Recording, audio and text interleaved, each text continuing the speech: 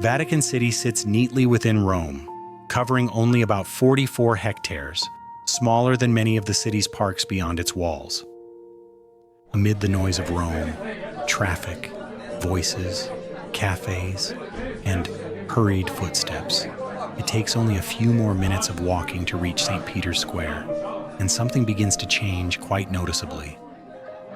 Sound softens on its own, steps slow down, and a sense of quiet solemnity settles inside, difficult to explain, as if everything around has been gently turned down so that you can hear your own thoughts more clearly. Early in the day, when the light is still thin and a trace of cold lingers on the stone, St. Peter's Square opens up like a vast clearing within the ancient city. The two sweeping colonnades designed by Bernini curve softly, embracing the space. Standing at the center of the square, you realize that architecture at the Vatican is not meant only to be beautiful, but to guide feeling. Every line leads toward the basilica, like a subtle reminder for everyone to look in the same direction. Morning sunlight strikes the pale stone at an angle, revealing details more clearly. The folds of garments on statues, the curves of columns, slender shadows running along stone edges. These small details often surprise people, simply because someone once sat there carving and shaping every part so carefully, so that a masterpiece could stand through centuries.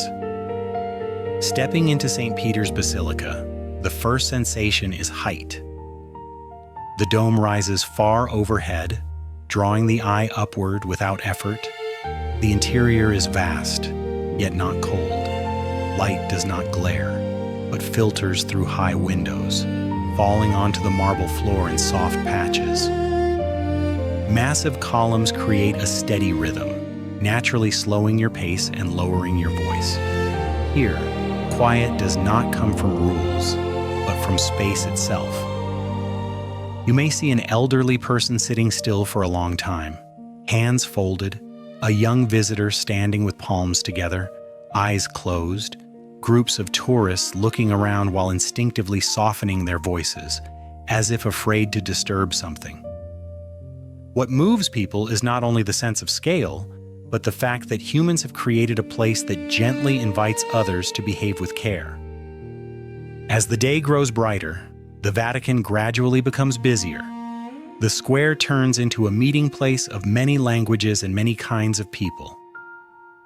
There are pilgrims walking in groups, rosaries in hand, faces calm. Young travelers with backpacks move along with maps, excited, as if entering a vast museum. Families guide children, explaining quietly while reminding them to behave. What is remarkable is that with so many different ways of being there, the space never feels chaotic.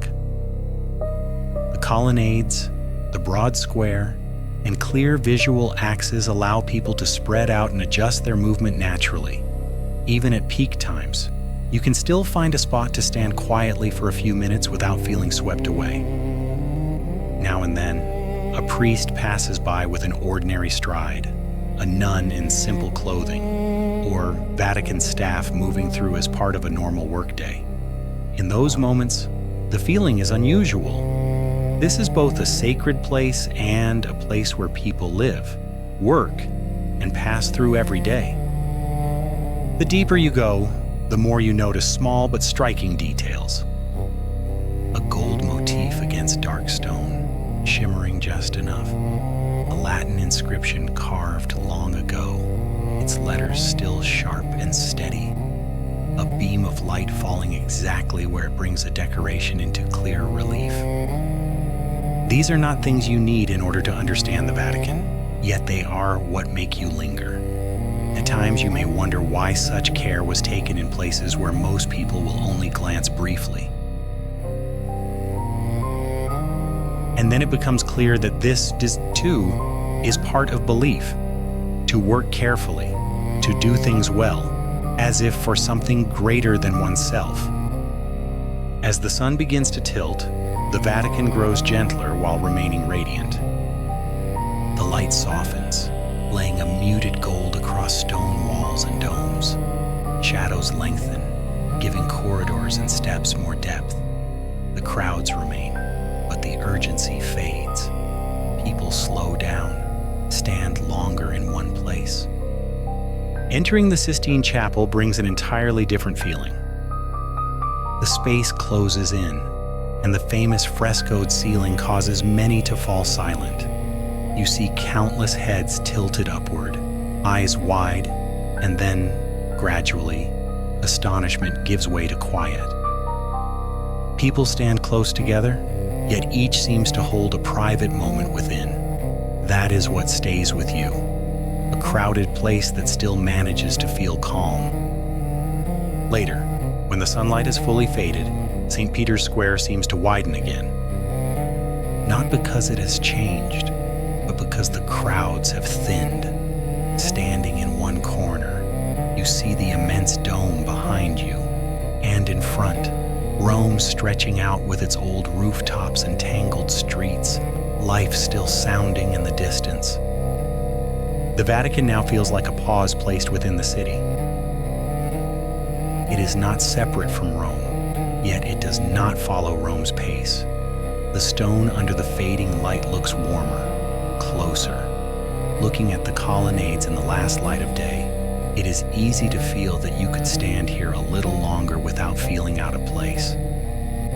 When night falls, the Vatican does not go dark completely. Soft golden lights come on, just enough to reveal the forms of columns, walls, and domes. Not bright, not dramatic, only enough to keep everything clear and calm.